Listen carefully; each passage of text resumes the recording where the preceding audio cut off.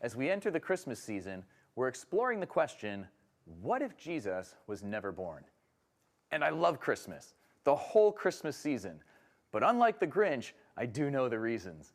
Because some of the best Christmas memories are singing Christmas carols at a nursing home, or dumping out that stocking on the living room floor on Christmas morning, or playing in the snow and then coming inside for a big mug of hot chocolate while you watch a Christmas movie, like Miracle on 34th Street, or Elf, or my favorite, The Muppet Christmas Carol, and of course, It's a Wonderful Life.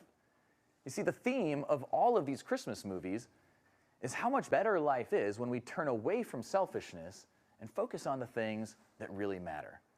Because all of the presents, all of the money, all the materialism, it's meaningless if we're not surrounded by the ones that we love. It's meaningless if we're not doing kindness to others.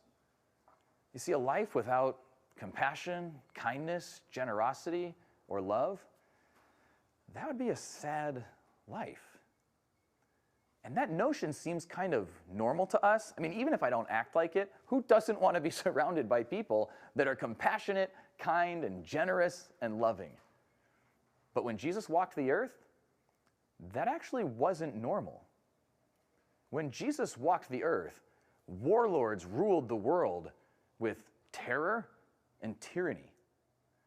Empires like Egypt and Rome would take over states around them with reckless regard for human life. They were dominated by caste systems and just violence, murder, greed, poverty, slavery, gladiator death matches, and even cannibalism were familiar, even normal. And so when Jesus came and taught that an individual should live their lives to serve others, it was not only radical, it was unheard of. We forget, because we were born about 2,000 years after Jesus, that for centuries before he was born, it wasn't normal to live for others. But Jesus, from the moment he was a child, he grew up to teach his greatest philosophy, that we would love God and love others as we love ourselves. So today, we're going to look at some Christ followers through history who really tried to live that out, who tried to live lives of serving others who were hurt or in need, to make the world a more compassionate and caring place. And they didn't do it for their own glory. They did it to be more like Christ, who was born, the God-man, over 2,000 years ago as a mere babe in the straw of a manger.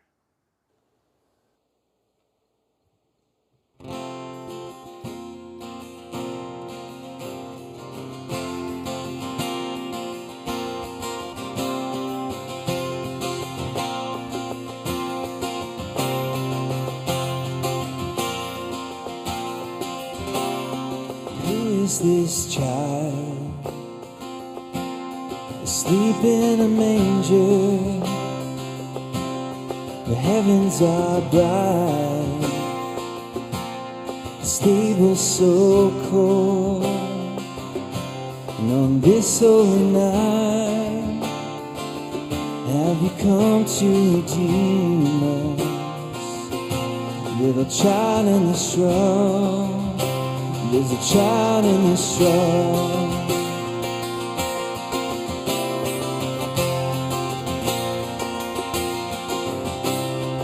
Who is this babe? Prince of the universe. The donkey is braying, the angels are singing,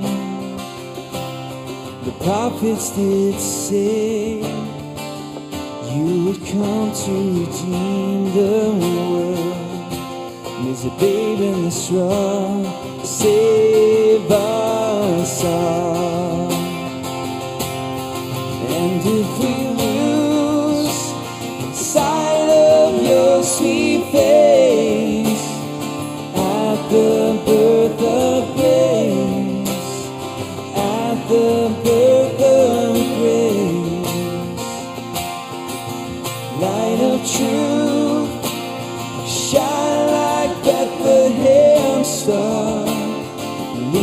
us to where you are. Show us who you are. Merciful one, lover of every soul, the Father's only Son, Emmanuel. Yes, we believe you are able to heal us. Noel, Noel, save us all. And if we lose sight of your sweet face at the birth of grace, at the birth of grace, light of truth, shine like Bethlehem star, lead us to where you are, show us who you are, save us tonight, little babe in the straw, save us tonight, little babe in the straw, save us tonight, little babe in the straw, save us tonight, little babe in the straw.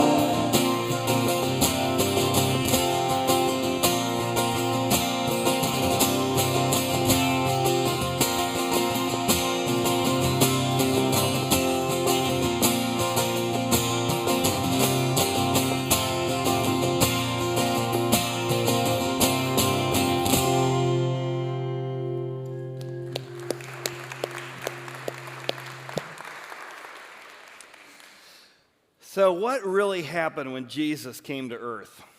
You know, a lot of times we'll talk even at our church about whether or not the message of Jesus is true. But in this series, we're asking a different question. Not only is it true, but has Christianity been good for history?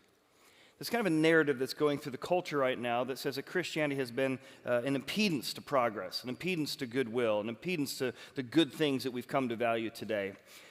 We're going back in history in this series and asking ourselves, what if Jesus was never born? Like Jimmy Stewart from It's a Wonderful Life, would other things begin to unravel that we wouldn't necessarily realize? We've discovered a lot of things would. So a lot of things were impacted because of what happened in that manger 2,000 years ago. Society is better because of it. Well, today I want to begin by looking at just how we celebrate Christmas. Like most of us think about Christmas and the Christmas spirit. It's a time to be joyful. It's a time to give back. It's a time to really think about people less fortunate than yourself. But really, that was not true. As a normal Western culture, people didn't decorate trees most of the time. They didn't send out cards most of the time. They didn't look for people to give to most of the time until about 1843. The man who truly invented Christmas the way we think of it today is Charles Dickens. Even in London back in the 1840s, in general, it was thought of mostly as a pagan holiday. I mean, they knew about Christmas, but it wasn't a major celebration, and people didn't really think a lot about how to give to the less fortunate. But the man who invented Christmas, Charles Dickens, was trying to put together a new novel. And he was kind of up against a deadline, and he's writing to the last possible minute, and he wrote this story called A Christmas Carol. A strange tale that involved happy ghosts for the first time. In fact, I remember I was in A Christmas Carol as an actor. I got to play the Ghost of Christmas Present. I remember dancing around with my own little Scrooge, Bobby Reese from high school. And I remember dancing around with this ridiculous green outfit and this wreath around me, and I was playing the happy ghost. What a weird thing, a happy ghost. And yet the transformation of that story turned London and then Western civilization upside down as people began to think about their own life and began to think about what it means to keep Christmas well, to not be like Ebenezer Scrooge, to be haunted by your past, by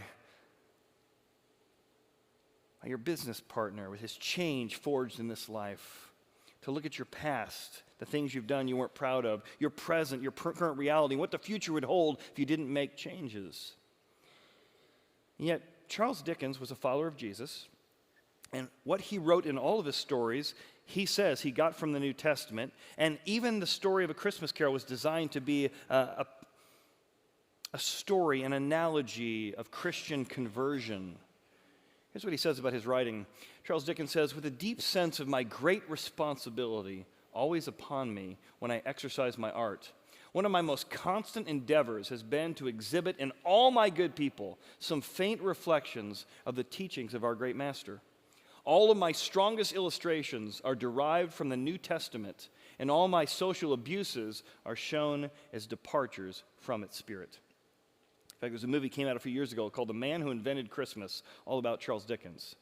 That everything we think of as normal about celebrating the Christmas spirit and thinking about Tiny Tims and Bob Cratchits in our life and how to celebrate them, is because a Christian man took the message of Christmas and popularized it in such a way that you and I would think about Christmas differently in a culture 200 years later, to recapture what was in that manger 2,000 years ago. So I want to give you 4 reasons why Christmas matters today, and how it really impacted how we think about culture, how we think about compassion, how we think about generosity, how we think about caring for others, in the form of both medicine and compassion. You see, the kindness and care that was shown in the manger inspired kindness and care in the name of the manger all through history, in the name of compassion and medicine. Here's a short little verse to summarize Christmas. The kindness and the love of God, our Savior, toward man appeared. It wasn't here before. Something radical came into being sometime around 0 to 2 BC, depending how you time it. Kindness and the love of God appeared. It wasn't by works we do, but it was by the mercy of God that he saved us, he rescued us, he brought some new way of thinking into our life. So what are 4 reasons why Christmas matters and how it transformed the world and how it might transform our hearts as well? Well, number 1, the kindness and care of Christmas. Christmas matters because it brought compassion to the Roman Empire. Now, this is no easy feat. To understand, to bring compassion anywhere is hard, but to bring it to the Roman Empire that in no way valued victimization, no way valued compassion, this was radical stuff. And yet, sometime around 30 AD, the Roman Empire starts being unwound into something totally different because of Christianity. Now, don't take my word for it. In case you've been interested in this series, I'm going to give you 3 books you might be interested in. One is called What If Jesus Was Never Born?, written by a Presbyterian minister by the name of James Kennedy. Lots of facts and figures on that if you want to go deeper into the subject. Another is a sociologist and historian by the name of Rodney Stark. He's written several books, one of which is The Victory of Reason, How Christianity Led to Western Civilization. But the one I've been reading for the last year, it's been fascinating, is this one called Dominion. It's written by Tom Holland. Not Spider-Man Tom Holland, different Tom Holland. This Tom Holland is the world's current expert on the Roman Empire. He's an atheist, not a follower of Jesus, not a follower of a Christian, but a deep historian. And he loved the Roman Empire. He said he grew up, he loved Tyrannosaurus Rexes fighting each other back and forth. He could go to church and hear about Jesus and just be bored out of his mind. He loved the brutality of Rome. But as he began to see himself as both an atheist and a progressive politician, as far as his leanings, he's not a politician, but his leanings politically, he said, where did the ideas of the things I care about, love, compassion, poor, health care, elevation of women, elevation of children? And so someone challenged him to find out where his values came from. Did they really come from the Enlightenment or not? As he began to examine the Roman Empire, he was shocked by reading actual writings from the actual Romans of their attitudes toward people and compassion. He said, as much as I liked it from a distance, when I got up close to it, I realized it was almost foreign how brutal the Roman Empire was. And I began to realize that it wasn't the Enlightenment centuries later, it was Christianity in the first century, that everything I hold true as an atheist, I trace back to the impact of Jesus, compassion and care and health care and women's rights and abolition of slavery. This is not some Christian minister saying this. This is an atheist saying this in his book. And he tracks the journey through Rome of how Christianity shaped the Roman world for the good. In fact, here's just an example. Here's a casual note found between a man and his wife about how they valued babies and women during that time. It's a casual note. Hey, honey. Hey, now that I'm still in Alexandria, and do not worry if they all come back, I ask and beg you to take good care of our baby son, and as soon as I receive payment, I will send it to you. If you are delivered of your child before I come home, if it's a boy, keep it. If it's a girl, discard it. Don't forget me. How can I forget you? I beg you not to worry. Just a casual line. This is how babies were valued in those days. This is how women were valued in those days.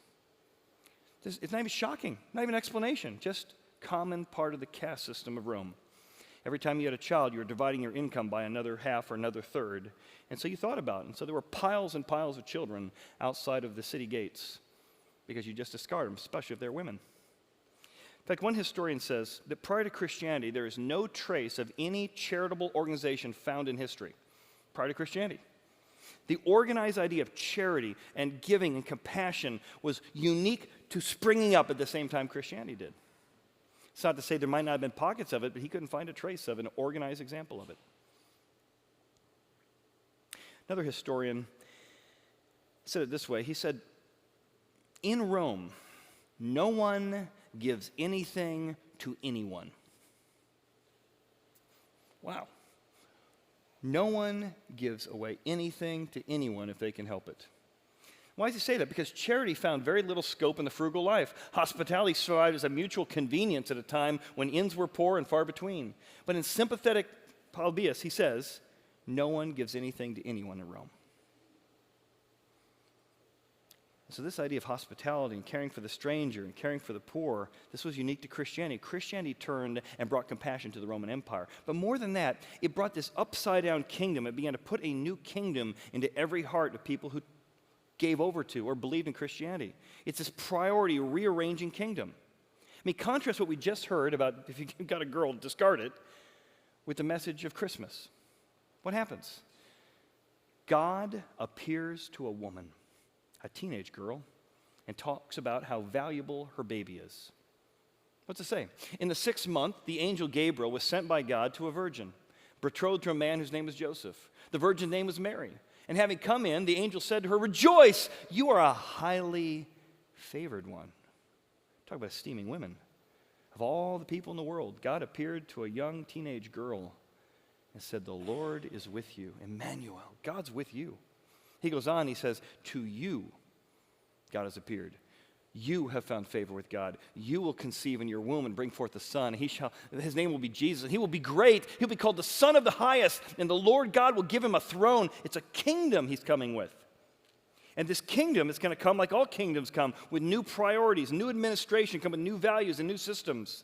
And that kingdom, it's going to reign in people. It's going to transform people. It's going to rearrange how they think and how they prioritize. And of that kingdom, there will be no end. And as you trace Christianity as it touches every continent, the handicapped are esteemed, slaves are freed, women are exalted through every place of history, because this kingdom, when it's planted in somebody, doesn't just get people to heaven, it brings heaven to earth.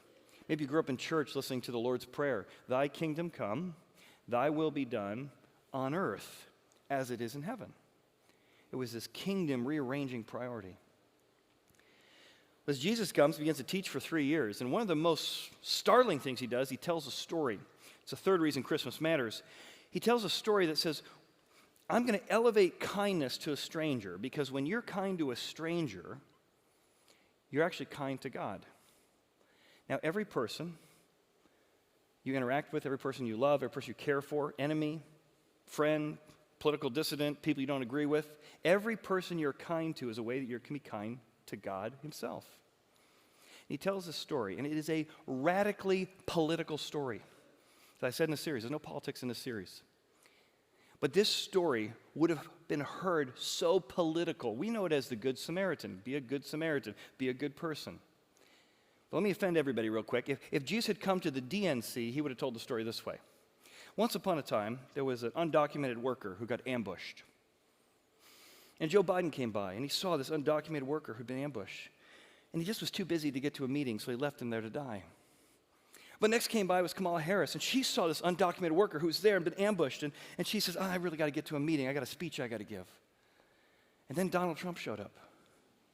And Donald Trump saw this undocumented worker, and he got down, he cared for him, and he put him on his donkey, and he brought him to a hospital, and he paid for him, he cared for him. Who is the good neighbor? The moral of the story is go and be a good Don. Now, if he'd been at the RNC, he would have said this. Ronald Reagan was walking down the road, and Ronald Reagan got ambushed by thieves and bandits. And next thing we know, Ron DeSantis came by, and he saw Ronald Reagan there in the ditch, and he said, sorry, I got a speech to give, and he wandered off. Next thing we know, Donald Trump came by, and he saw Ronald Reagan being ambushed, and he says, sorry, I got a big rally to get to.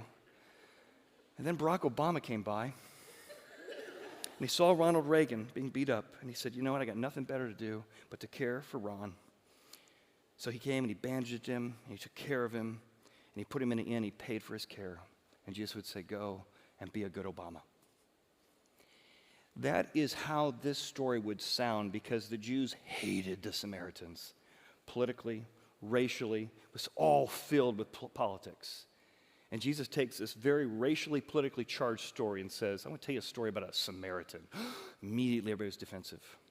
As he journeyed, he came where he was. And when he saw, he had compassion on this person who'd been ambushed. He bandaged his wounds. He poured oil and gave him wine. He set him on his own animal, and he brought him to an inn. He took care of him.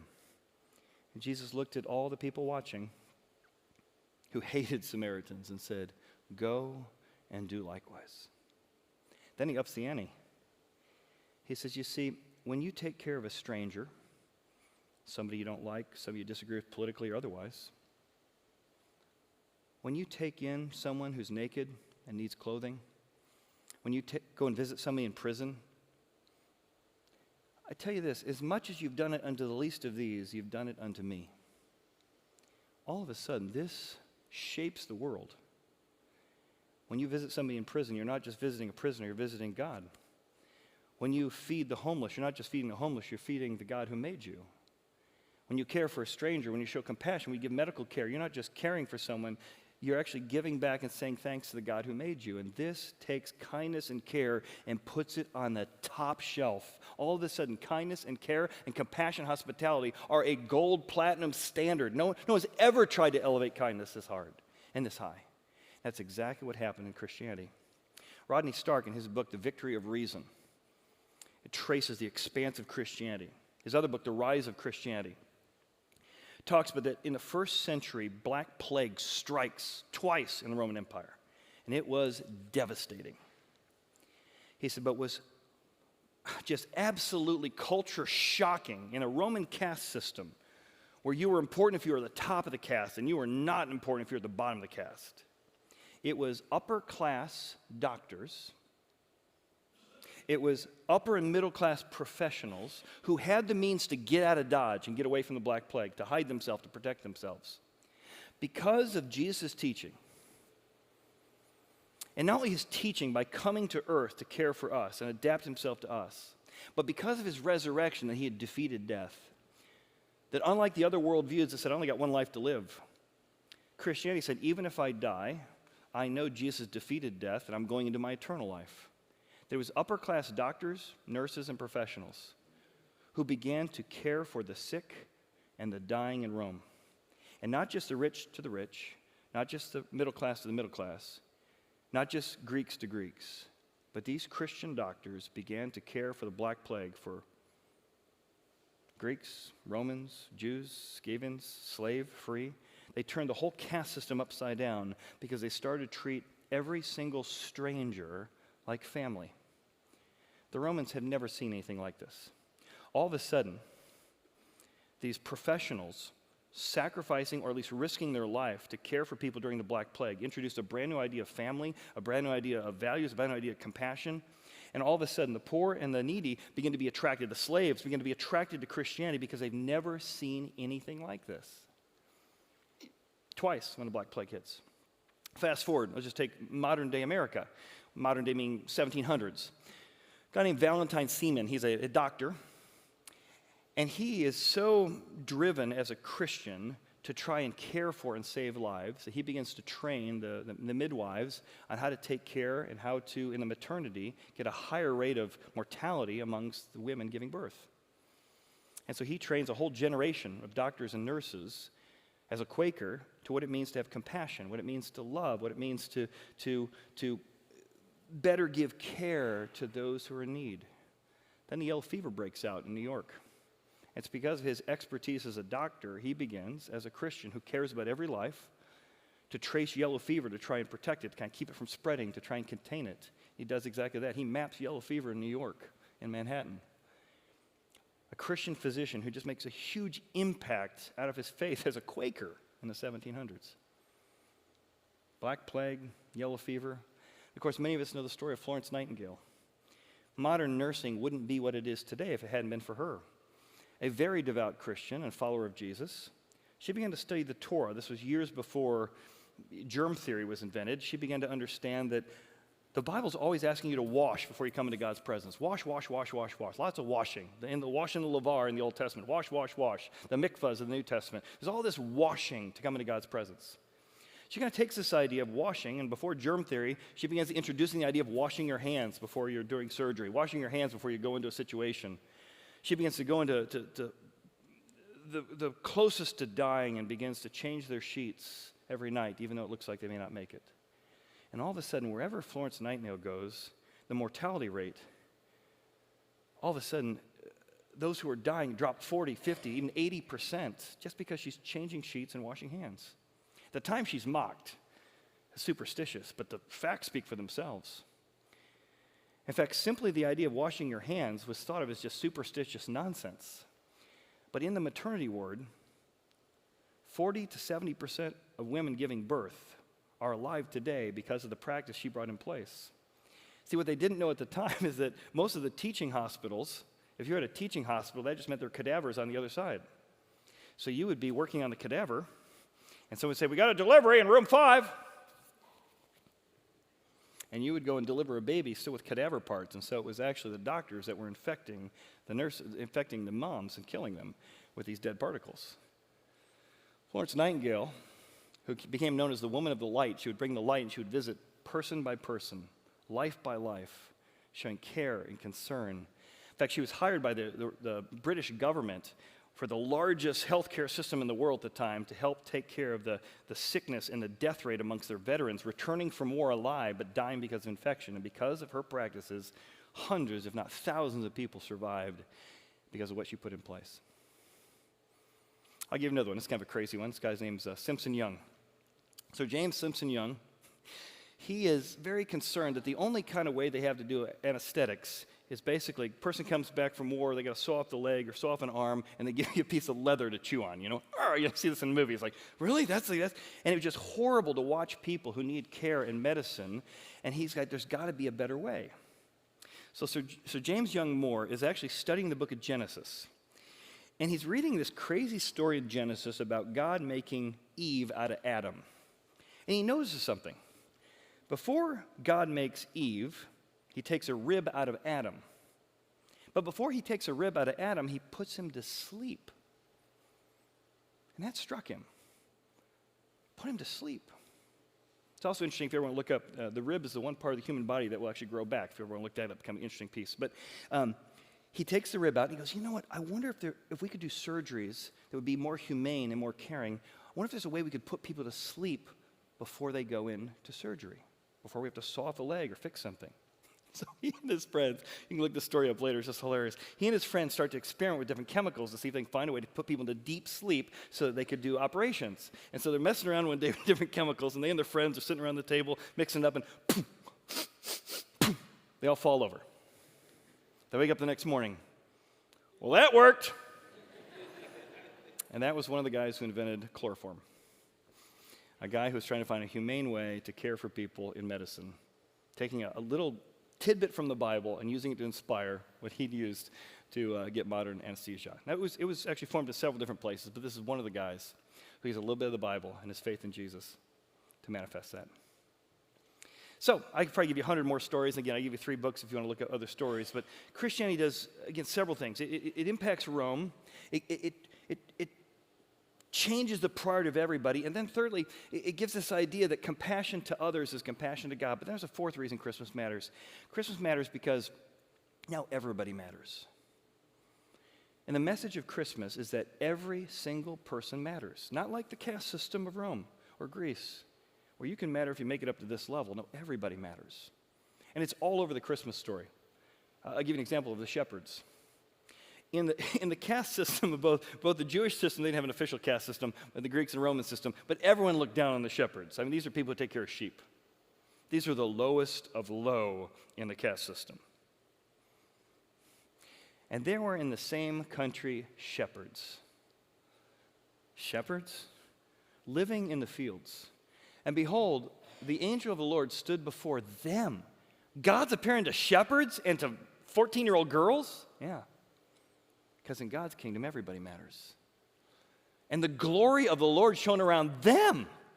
And the angel's talking to them? It says, do not be afraid, for behold, I bring you good tidings of great joy, which will be for the elite, for the Greeks, for the Jews, to all people. All people matter to God. And you're going to find a babe wrapped in swaddling clothes, lying in a manger. And this idea begins to transform the world as now everybody matters. No longer is it slave or free, male or female, rich or poor. Everybody matters in this kingdom of God. So it begins to affect the role of women and children. I'll give you one example, but there's probably hundreds I could give. As the Bible begins to move its way into India, there was a practice called the sutti. And the sutti is that you were a tribesman and you were a polygamist, married to many, many women. Polygamy began to be outlawed because men were abusing women in this practice. So we began to slowly outlaw polygamy and began to honoring a man and woman as equals. But in the sutti community, if a tribesman died and he was married to 7 or 8 women, one of the ways they honored their husband is that though he died and was going to be burned, his body would be burned, they would be standing there being burned alive with him. It gets outlawed by Christianity, along with many other practices of polygamy and others, to honor women, to elevate them, as well as children. How about slavery? Often you hear people say, well, the Bible has a lot of passages about slavery. The Bible endorses slavery. I got a good friend of mine who's an atheist too, is always kind of pounding me on this. Well, again, Tom Holland, the expert on Rome, no one has ever enslaved more people than Rome. I mean, they were the experts on Rome and on slavery. And what Tom Holland, the atheist, says is that without a doubt, the slow abolishment of slavery happened as Christianity took hold in the Roman Empire. That the handicapped, the poor, children, women, the slave, all were elevated by the message of Christianity. Which actually, there are a few passages in the Bible that there are bankruptcy law that look like it's endorsing slavery. So there are definitely some confusing small passages that I think I could easily explain to you. But if you zoom out to the big part of the Bible, the entire Old Testament is built on one major event, the Passover. God's delivering of people from slavery. So though there's a few passages that are a little unclear, the major teaching of the entire Old Testament is about how God brought his people out of Egyptian slavery, and he wants them to liberate others. In fact, our Liberty Bell today, it has a verse from Leviticus on it, proclaim liberty to all the land, out of the book of Leviticus. Jesus, when he was born, gets 12 years old, and his parents take him to Passover, a celebration of how God delivers from slavery. There's an entire book in the New Testament called Philemon, where there's a Christian man, there's a Christian slave. The Christian slave escapes. Paul talks to the Christian slave, says you need to follow the law and go return yourself to him, but I want to talk to your master. You're a Christian now. He's a Christian. Christians don't think you should own people. Here's what he says. I appeal to you for my son Onesimus, that's the slave. I am sending him back. You therefore receive him that you might receive him forever. No longer as a slave. We don't think in terms of slave, but more than a slave. I want you to make him a brother. And so Christianity began to transform, not from the top down, from the bottom up, as each person said, no more owning people, no more not valuing people. Everyone is made in God's sight. Think about Martin Luther King Jr., William Wilberforce. These are the three great abolitionists of our time. And you know what book they said inspired them to get rid of slavery? The Bible. Martin Luther King Jr. named himself after Martin Luther. Martin Luther, who tried to get the Bible into everybody's hand to liberate people, to think for themselves, to challenge systems. Martin Luther King Jr., he used the Bible, read his letters from an Alabama jail. He traces Christianity as the impact for why he's doing what he's doing to abolish slavery.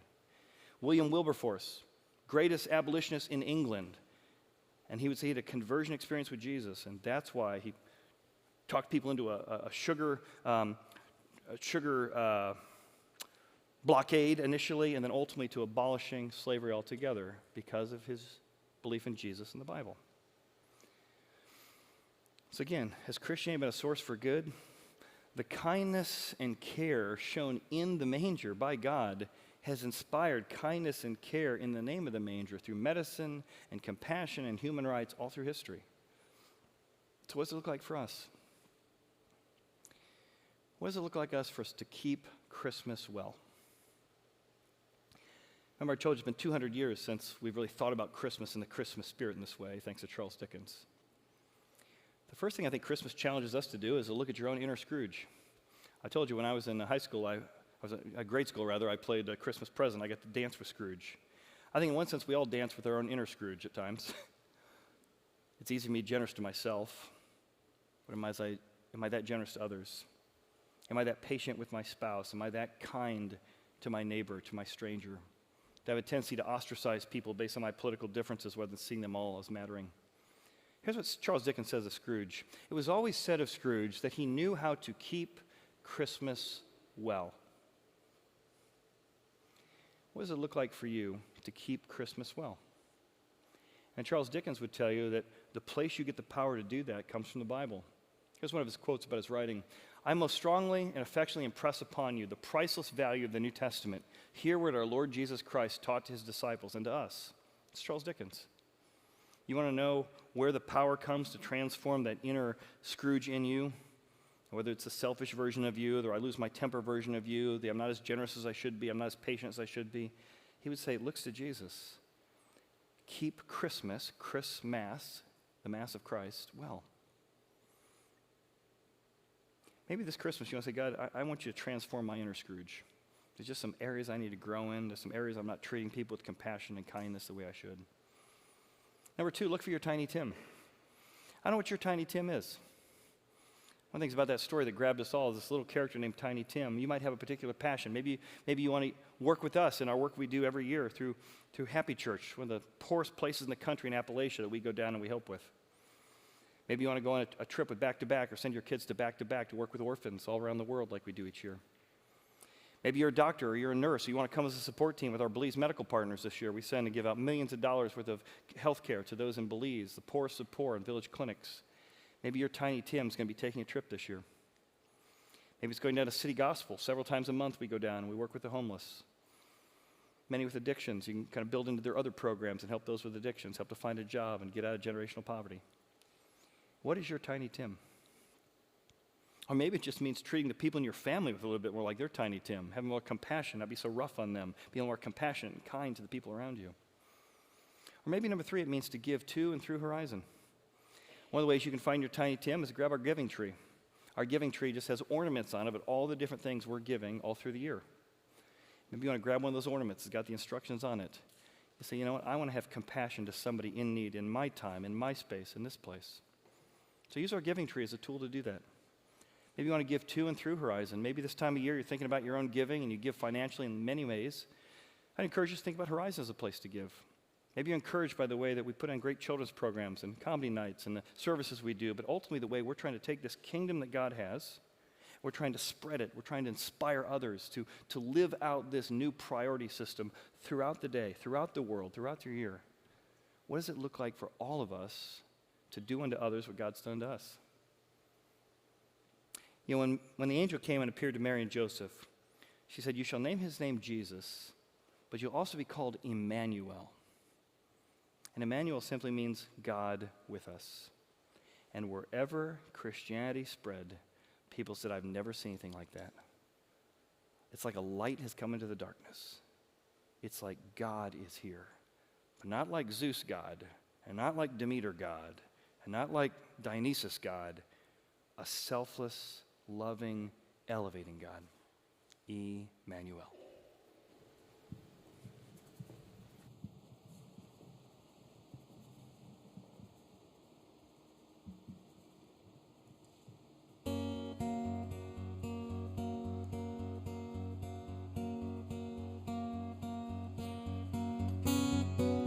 The world waits for a miracle. The heart longs for a little bit of hope. Oh, come, Emmanuel. A child prays for peace on earth, and she's calling out from the sea of hurt. Oh, come, Emmanuel.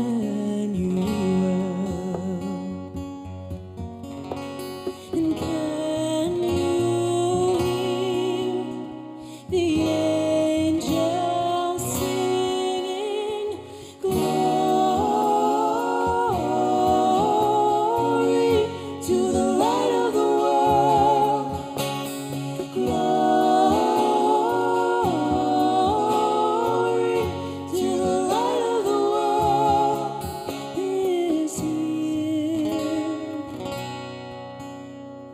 The drought breaks with the tears of a mother. A baby's cry is the sound of love. Come down, Emmanuel. Oh, here's the song for the suffering. Here's Messiah, the Prince of Peace has come. He has come, Emmanuel.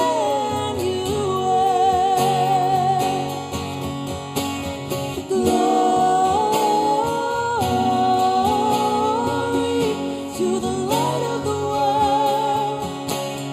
Glory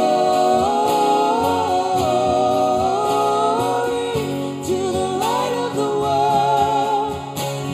Glory to the light of the world.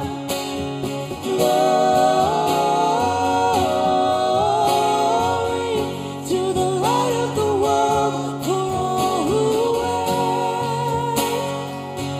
for all who hunger, for all who pray, for all who wonder, behold your King, behold Messiah, Emmanuel, Emmanuel.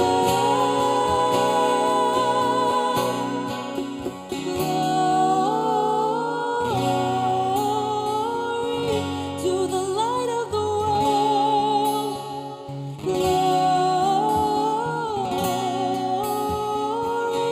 to the light of the world. Glory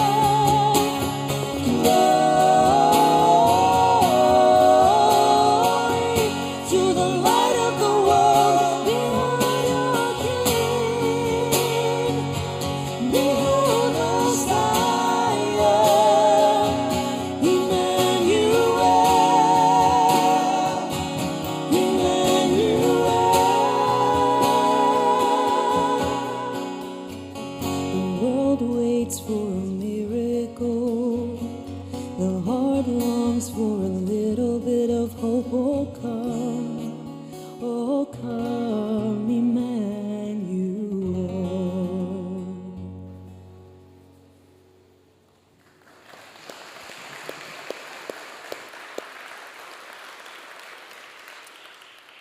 Well, I hope that song inspires you to go and to keep Christmas well.